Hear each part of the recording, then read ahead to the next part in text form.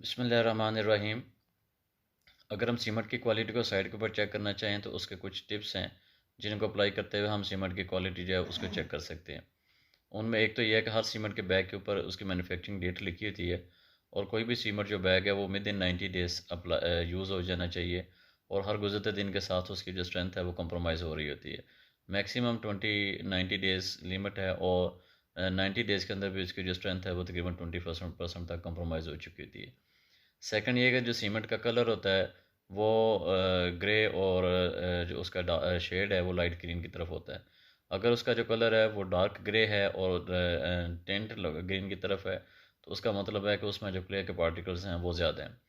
फिर ये है कि सीमेंट के बैग में से सीमेंट की मुट्ठी भर के पानी की बाल्टी के ऊपर थ्रो करें तो सीमेंट जो है वो पानी के ऊपर तैरना शुरू हो जाएगा। थोड़ी देर के बाद वो सिंक कर जाएगा उसमें। अगर वो ज़्यादा देर तैरता रहता है तो इसका मतलब है कि उसमें जो फाइन पार्टिकल्स हैं, डस्ट पार्टिकल्स हैं, वो बहुत ज़्यादा हैं। फिर ये है कि सीमेंट की बोरी में से सीमेंट लेके उसको अपनी उंगलियों में मस रगड़ें तो बड़ी स्मूथ और जो फील है वो आनी चाहिए। अगर उसके ऊपर कंकर या इस तरह की जो चीज़ें फील होती हैं तो इसका मतलब है कि सीमेंट की क्वालिटी जो है वो ठीक नहीं है। फिर ये है कि सीमेंट के अगर वो बन गए हुए हैं, डलकें बन गई हुई हैं या उसके अंदर वो जो सीमेंट है जम गया हुआ है तो वो इसका मतलब है वो भी सीमेंट जो है वो ये हार्ड हो गया हो तो इसका मतलब है वो भी सीमेंट ठीक नहीं है।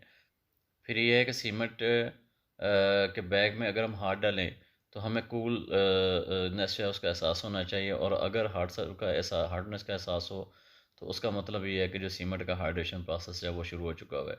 एक टेस्ट और भी है वो ये है कि सीमेंट तकरीबन 100 ग्राम सीमेंट लेके उसमें पानी डाल के मुनासिब से एक थिक पेस्ट तैयार की जाए और उस इस पेस्ट को शीशे की किसी गिलास प्लेट पे डाल के तो फिर जो पानी है उसके अंदर डिप कर दिया जाए 24 आवर्स के लिए।